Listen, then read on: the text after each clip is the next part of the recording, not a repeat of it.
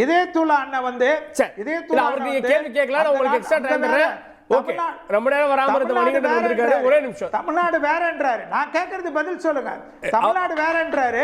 அப்போ ஒரு ஊர் மக்களை கொச்சைப்படுத்துறதுக்கு சமமாகாதா? சரி, அதுக்கு அவர் பதில் சொல்லுவாரு. சார் ஒரு நிமிஷம். கமிஷனுடைய தப்பு தான் சொல்லிக்கிட்டு இருக்கோம். இல்ல அந்த டிபேட் தனியா பண்ணுவோம் சார். திரு பொங்கலூர் மணிகண்டன் வந்திருக்காரு. நீங்க அரசியல் விமர்சகர் திரு பொங்கலூர் மணிகண்டன் இதே இதுல ப்ளீஸ் புரிஞ்சுங்க. டைம் இல்ல, புரிஞ்சுங்க. நான் சார் நான் உங்ககிட்ட வர்றேன். அவர் ரொம்ப லேட். இல்ல ஒரு நிமிஷம். அவர் இல்ல புரிஞ்சுங்க. ஒரு நிமிஷம் புரிஞ்சுங்க. அவர் இப்பதான் வந்திருக்காரு. நம்ம டிபேட்டை முடிச்சிட்டோம். திரு பொங்கலூர் மணிகண்டன் இல்ல ப்ளீஸ். திரு பொங்கலூர் மணிகண்டன், அதிமுக இந்த தேர்தல்ல புறக்கணிக்க போதா? அதுக்கு தான் மாவட்ட செயலாளர் கூட்டத்தை கூட்டியிருக்கீங்களா? சார், அதிமுக வருகின்ற 11ஆம் தேதி மாவட்ட செயலர் கூட்டத்தை கூட்டி அதுல எடுக்கப்படுகிற முடிவுகள் அறிவிக்கப்படும். இப்ப அதுக்கு முன்னாடியே அவசரப்பட அவசியமே இல்லைங்க. ஒன்று. இரண்டாவது, முதல்ல இந்த ஈரோடு கிழக்குல காங்கிரஸ் போட்டியிடுமா திமுகவா எங்களுக்கு குழப்பமே முதல்ல பெருசா இருக்குங்க. அவர்களே தீர்க்கல. இப்போ இந்தியா கூட்டணி போட்டியிடும் சார். என்ன சார்? இந்தியா கூட்டணி போட்டியிடும். காங்கிரஸா திமுகவா? இப்போ திமுக வந்து நாங்கள் போட்டியிட வேண்டும் என்று விரும்புகிறது. காங்கிரஸ் இப்போ ஒத்துக்கொள்ளாத தெரியல. ஒன்று.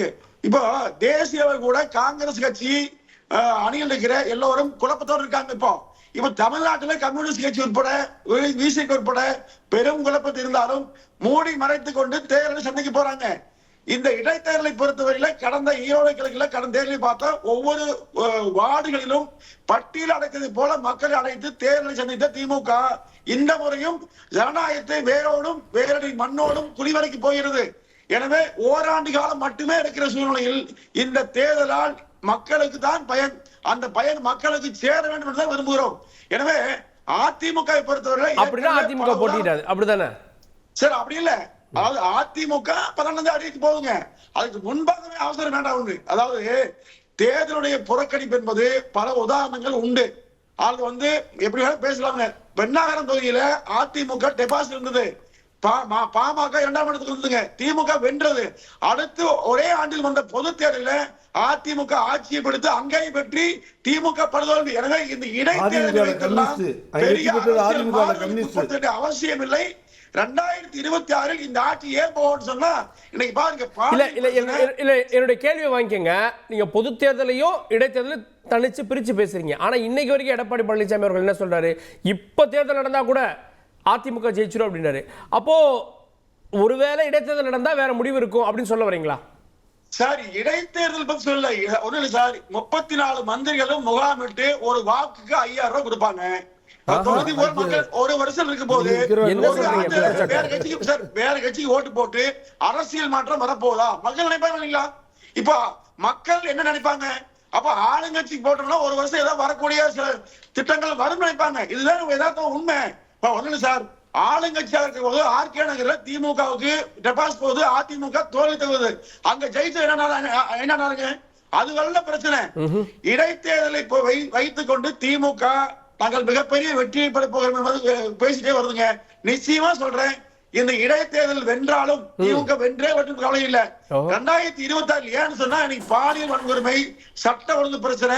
இன்னைக்கு பாருங்க, ஒவ்வொரு ஊர்லயும் வந்து கொலை, கொள்ளை, கற்பனை நடக்குது. இப்போ இதையெல்லாம் மக்கள் வெறுத்து போயிருக்காங்க. இப்போ கவர்னர் வைத்துக் கொண்டு நாடகம் போடுகிற திமுக. அப்போ கவர்னர் வெளியே திமுக என்ன பண்ணும்? என்ன சார், கவர்னர் வெளியே போனா திமுக என்ன பண்ணும் சார்? இது ரெண்டு பேரும் சேர்ந்து போட்ட நாடகம்.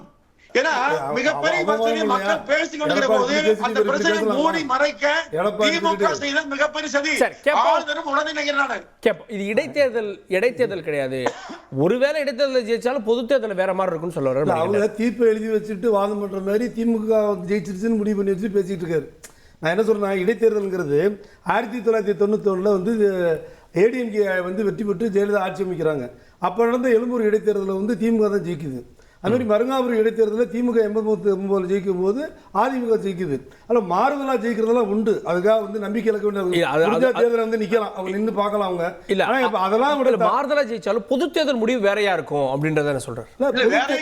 இடைத்தேர்தலுடைய முடிவே பொது தேர்தல் இல்லை. ஆனால் தொடர்ந்து 10 முறை தோத்த பழனிசாமி அப்படின்னு சொல்லி ஓபிஎஸ் சொல்றது மாதிரி 10 முறை அவங்க தொடர்ந்து தோத்துக்கிட்டே இருக்கிறாங்க. ஜெயலலிதா ஆட்சி சாகும்போது இந்த ஆட்சியை கொடுத்துட்டு போனாங்க அவர்கிட்ட. 40 MP கொடுத்துட்டு போனாங்க. ஆனா இன்னைக்கு ஒரு எம்பி கூட கிடையாது. இன்னைக்கு ஆட்சி நடந்துட்டாங்க. திமுக ஆட்சி கொடுத்து போச்சு. நீங்க 10 முறை தொடர்ந்து பார்த்துட்டு இருக்கீங்க. அவர் என்ன கேக்குறாரு, இன்னைக்கு 10 தோல்வி பழனிசாமின்னு கேக்குறீங்க. திமுக கடந்த ஆட்சிகள்ல தொடர் வெற்றிகளை பெற்றதா? நம்ம வெற்றி வந்திருக்கு, தோல்வி வந்திருக்கும். ஆனா தொடர்ச்சி அவர் 10 தடவை தோத்துங்கிறது அவர்தான். இடைத்தேர்தல்ல 10 தடவை தோத்தது வர்றாரு இல்லைன்றார். சார் எப்படி சார் சட்டமன்ற இடைத்தேர்தலில் வெற்றி பெற்ற ஆட்சி தக்க வச்சவங்க அடுத்து வந்த 16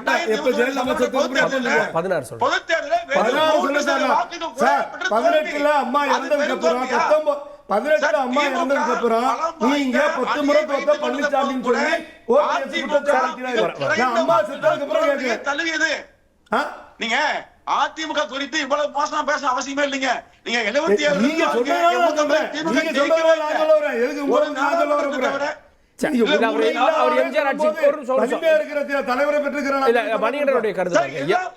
எம்ஜிஆருடைய ஆட்சியின் போது என்ன ஏற்பட்டது? 13 வருஷம் யார் ஜெயிச்சா அப்படின்னு கேக்குறாரு. சார் எம்ஜிஆர் இருக்கும் போதே நீங்க வந்து நகரமன்ற தேர்தலில் திமுக தான் வந்து ஜெயிச்சு நாடாளுமன்ற தேர்தல் கூட 80 ஐ திங்க் சோ. நீங்க திமுக ஆட்சியில இருக்கும் போது திண்டுக்கல் இடத்துல அதிமுக தான் ஜெயிச்சிச்சு. மாறி மாறி வந்திருக்கு.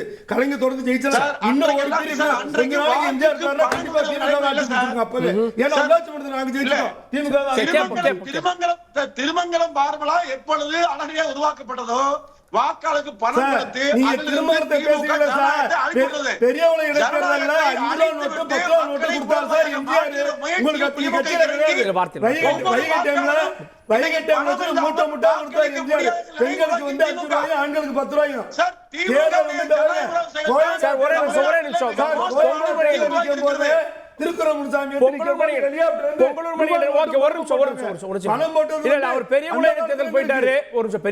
போயிட்டாரு.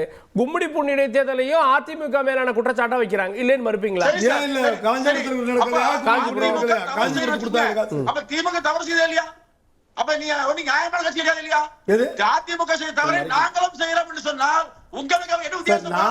நீங்க சொல்றதுனால இது திருமங்கல பார்க்கலாம் சொல்லாதீங்க. அந்த பார்முலா காங்கிரஸ் காலத்துல இருக்குது. நீங்க அவ்வளவு அழுக்கான கட்சி திமுக, அவ்வளவு அழுக்கான கட்சி திமுக. அந்த திமுக தமிழ்நாட்டிலிருந்து 2026 முழுமையாக கூண்டோடு அப்புறப்படுத்தப்படும். அதற்கான வேலையை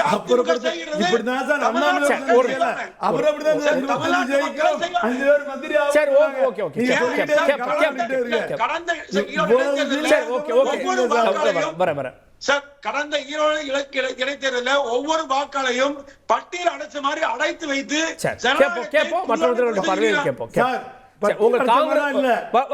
காங்கிரஸுக்கு சீட்டு கன்ஃபார்ம் ஆயிடுச்சான்னு சந்தேகத்தை திரும்ப கிளப்புறார் பொங்கல் மணிகண்டன். அவருக்கு அந்த கவலையே வேண்டியது. அவருக்கு வேண்டியது நாங்க நிக்கிறோமோ இல்லையோ காங்கிரஸ் நிக்குமான்னு கேக்குறேன். இந்தியா கூட்டணி நிக்கு. அவர் வர்றதுக்கு முன்னாடி நான் விளக்கமா சொன்னேன். திராவிட முன்னேற்ற கழகம் என்ன செய்யும்னு காசிமுத்து மாணிக்கம் சொல்லியிருக்காரு. தோத்தாலே அந்த இடத்துல வந்து கூட்டணி கட்சிக்கு கொடுப்பது தான் திமுகவுடைய இது. இந்த தேர்தலை பொறுத்தவரை கடந்த தேர்தலையும் இந்த மாதிரி தான் பேசினாங்க.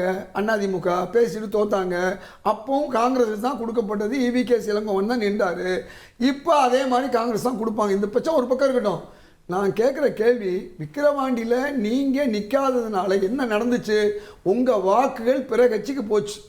அந்த இது தொடர்ந்து யாரை கேட்குறீங்க? பொங்கலூர் மணிகன் சொல்றேன். விக்கிரவாண்டியில அவங்க நிக்காம இருந்ததுனால அதன் விளைவு என்ன ஆச்சு? நீங்க பேசும்போது நான் குறுக்க பேசல. கொஞ்சம் பொறுமையா இருங்க, கொஞ்சம் பொறுமையா இருங்க. உங்களுக்கு தான் சொல்றேன், உங்க கட்சியுடைய நிலைமை என்ன சொல்றேன்னு வாங்காம பேசக்கூடாது. மணிகண்டன் நான் என்ன சொல்றேன்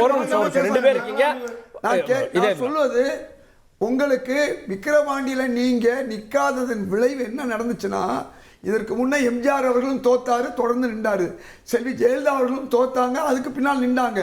நீங்க தொடர் தோல்வியை பற்றி கவலைப்படாம விக்கிரவாண்டியில நின்றிருந்தா 3வது 4வது இடங்களை பெற்ற கட்சிகள் இன்னைக்கு வந்து நாங்க அதிமுக ஓட்ட வாங்கிட்டோம்னு சொல்ல முடியாது. அந்த நிலைமைக்கு நீங்க தள்ளது நீங்க. இப்ப கூட கட்சியை சார்ந்த விஜய் அவர்கள் நிக்கல. அப்ப அந்த வாக்குகளும் உங்களுக்கு வரும். நீங்க நில்லுங்கன்னா இப்ப நான் சொல்றேன், நீங்க நின்று வென்று வாருங்கள் தான் சொல்றேன். அது வெல்லுவதா இல்லையான்னு மக்கள் முடிவு பண்ணுவாங்க. இப்ப நான் என்ன கேட்கிறேன், புறகு மீது ஓடுறீங்க. இன்னைக்கு என் நண்பர் அமைச்சர் ஜெயக்குமார் என்ன சொன்னாருன்னா, திமுக